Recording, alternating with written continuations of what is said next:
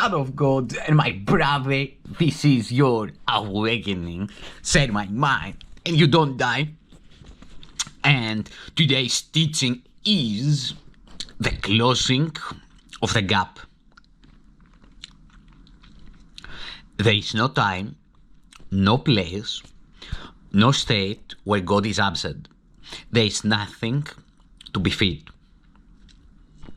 There is no way in which a gap could be conceived of in the wholeness that is His. The compromise, the least and littlest gap would represent in His eternal love is quite impossible.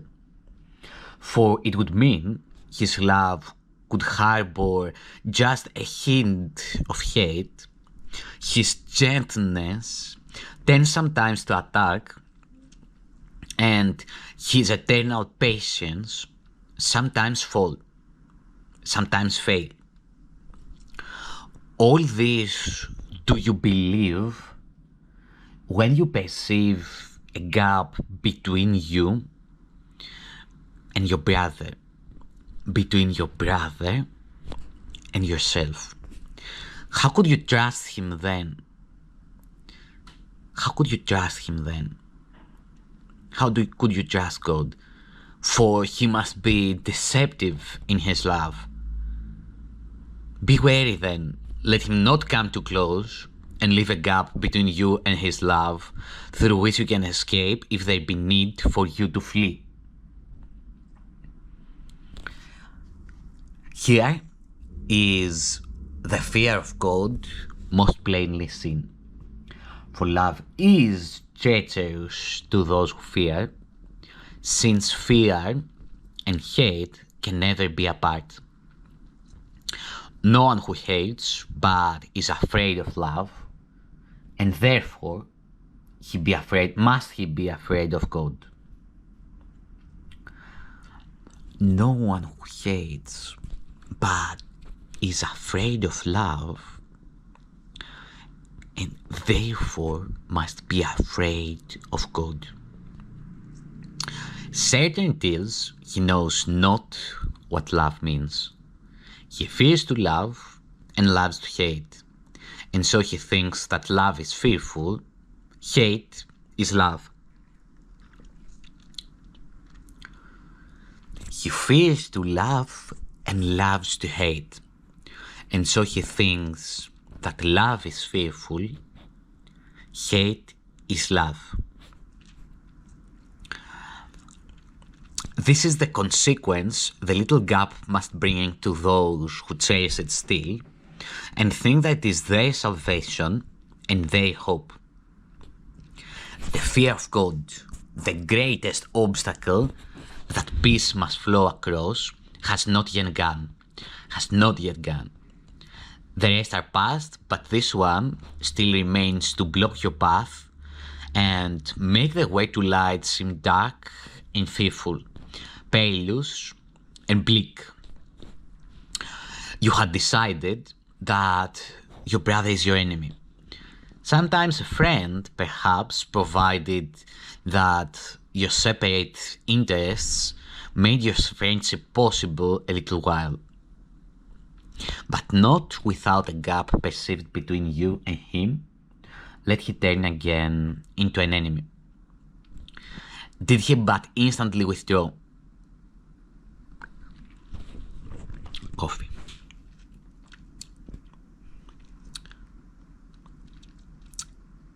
You had decided your brother is your enemy.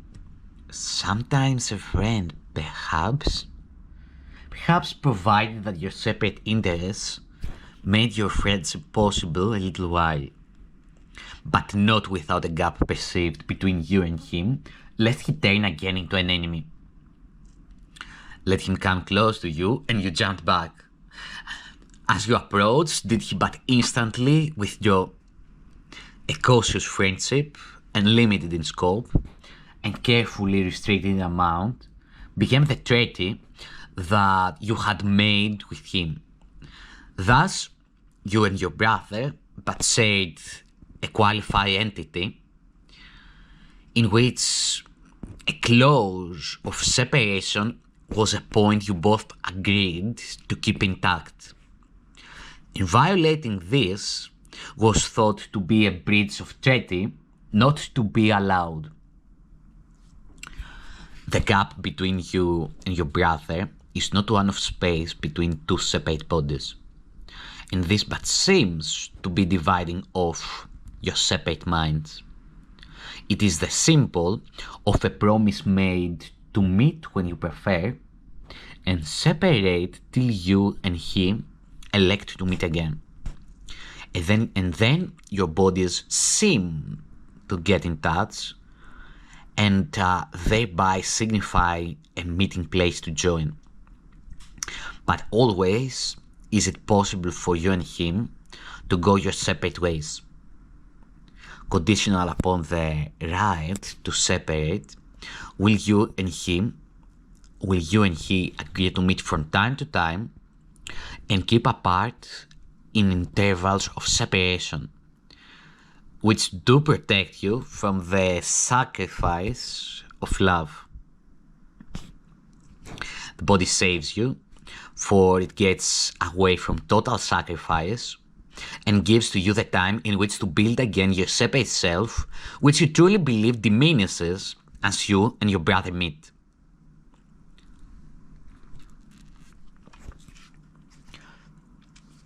The body could not separate your mind from your brother's unless you wanted it to be a cause of separation and of distance seen between you and him. The body could not separate your mind from your brother's unless you wanted it to be a cause of separation and of distance seen between you and him. Thus do you endow it with a power that lies not within itself, and herein lies its power over you. For now you think that determines when your brother and you meet, and limits your ability to make communion with your brother's mind. And now it tells you where to go and how to go there, what is feasible for you to undertake and what you cannot do. It dictates what its health can tolerate and what will tire it and make it sick. And its inherent weaknesses set up the limitations on what you would do and keep your purpose limited and weak. The body will accommodate to this if you would have it so.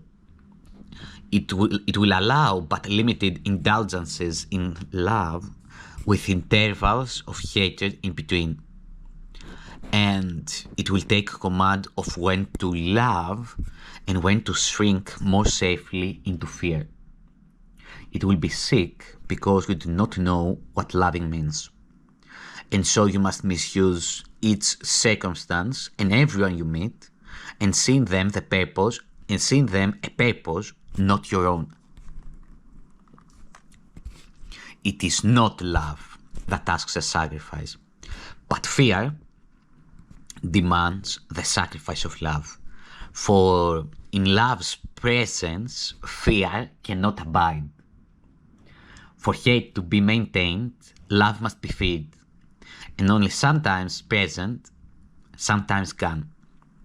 Thus is love seen as treacherous, because it seems to come and go uncertainly and offer no stability to you.